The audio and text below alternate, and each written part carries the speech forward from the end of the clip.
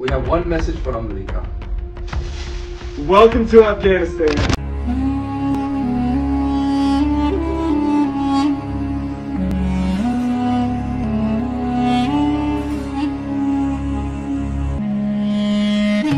দুই দশকের রক্তক্ষয়ী যুদ্ধ, ন্যাটো বাহিনীর নিষ্ঠুর আগ্রাসন এবং মার্কিন সমর্থিত দুর্নীতিগ্রস্ত সরকারের পতনের পর 2021 সালের 15 আগস্ট কাবুলের নিয়ন্ত্রণ নেয় তালেবান।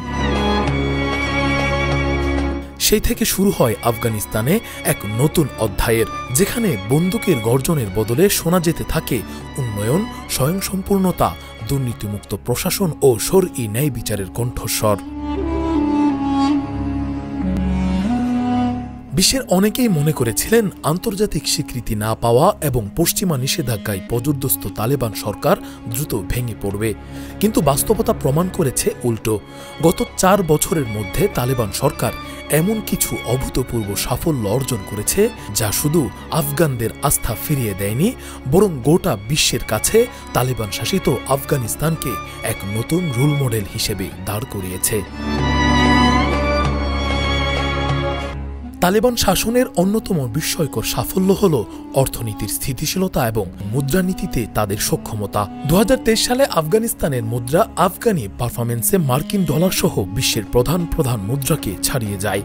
বিশ্বের বিভিন্ন মিডিয়া, এমনকি আমেরিকার ভয়েস অফ আমেরিকা এবং ব্লুমবার্গ পর্যন্ত স্বীকার করে নেয় যে 2023 সালের তৃতীয় প্রান্তিকে বিশ্বের সবচেয়ে শক্তিশালী ও স্থিতিশীল মুদ্রাগুলোর মধ্যে শীর্ষে ছিল আফগানি।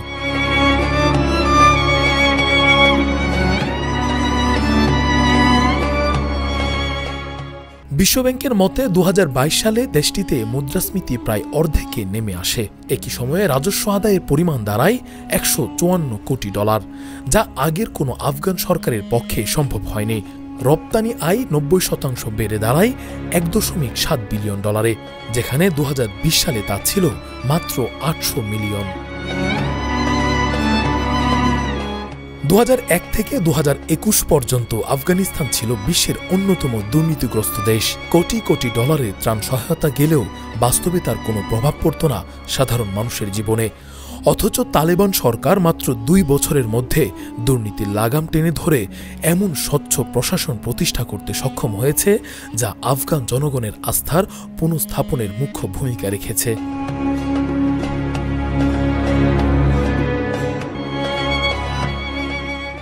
আফিম বা পপি চাষ একসময় আফগানিস্তানের অর্থনীতির কালো চালিকা শক্তি ছিল।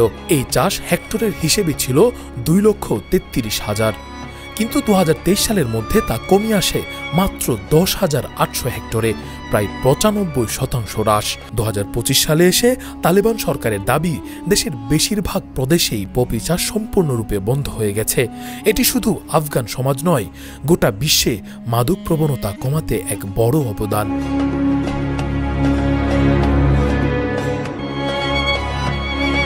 তালেবান শাসনের অন্যতম গেম চেঞ্জার প্রকল্প হল কুশটেপা ক্যানেল। 108 মিটার প্রস্থ ও 285 কিলোমিটার দৈর্ঘ্যের এই কৃত্রিম খাল সম্পূর্ণ নিজস্ব অর্থায়ন ও প্রযুক্তিতে নির্মাণ করা হচ্ছে। এর মাধ্যমে আফগানিস্তানের উত্তরাঞ্চলে প্রায় 6 লক্ষ হেক্টর জমি সেচের আওতায় আসবে, যেখানে গম, তেলবীজ ও অন্যান্য খাদ্যশস্য উৎপাদন করে দেশটি খাদ্যে স্বয়ংসম্পূর্ণ হবে। একই সঙ্গে 2.5 লক্ষাধিক নতুন কর্মসংস্থান হবে। কোনো বিদেশি ঋণ বা সহায়তা ছাড়াই এমন প্রকল্প বাস্তবায়ন আজকের আধুনিক বিশ্বের কাছেও এক বিস্ময়।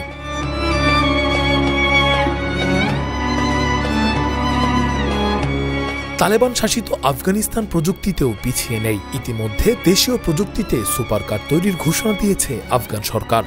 আফগানিস্তান থেকে রপ্তানি হচ্ছে পামির কোলা সাফা নামের ডালিমের রসজাত পানীয়, যার বাজার এখন যুক্তরাষ্ট্র পর্যন্ত বিস্তৃত। এসব উদাহরণ প্রমাণ করে তালেবান সরকার শুধু ধর্মীয় শাসন নয়, বাস্তবসম্মত উৎপাদন ও উদ্ভাবনের পথেও হাঁটছে। তালেবান সরকার ক্ষমতায় আসার পরপরই আফগানিস্তানে শরঈ আদালত চালু হয়। এই আদালতগুলোর লক্ষ্য শুধু শাস্তি প্রদান নয়, বরং ন্যায় বিচার প্রতিষ্ঠা। দ্রুত বিচার, ঘুষমুক্তির শুনানি এবং বিচার কার্যে ধর্মীয় অনুশাসনের কঠোর প্রয়োগ জনগণের মধ্যে আইন ও বিচার ব্যবস্থার প্রতি আস্থা ফিরিয়ে এনেছে।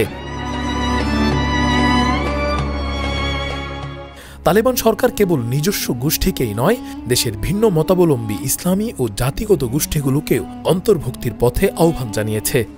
অভ্যন্তরীণ সংঘর্ষ ও গৃহযুদ্ধ কমিয়ে জাতীয় ঐক্য প্রতিষ্ঠার তাদের এই প্রয়াস বিশ্ব রাজনীতিতে এক ব্যতিক্রমী দৃষ্টান্ত।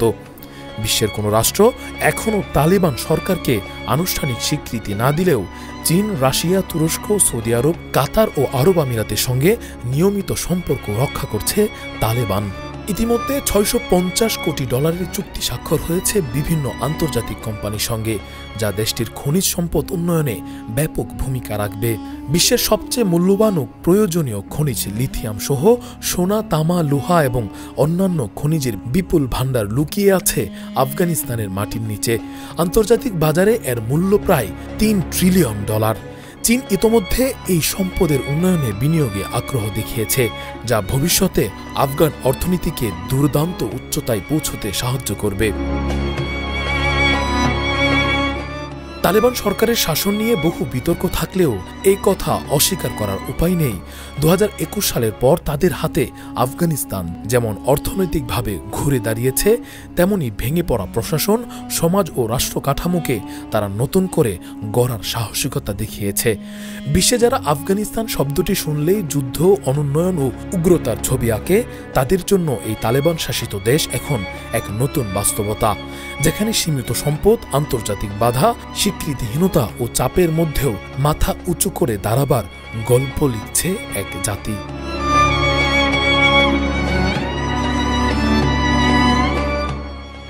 রাকিবুল ইসলাম রইস, ফেস দ্য পিপল। ওয়ালটন এখন দেশের সীমানা পেরিয়ে পৌঁছে গিয়েছে 50টিরও বেশি দেশে। ওয়ালটন, ঘরে ঘরে, বিশ্বজুড়ে।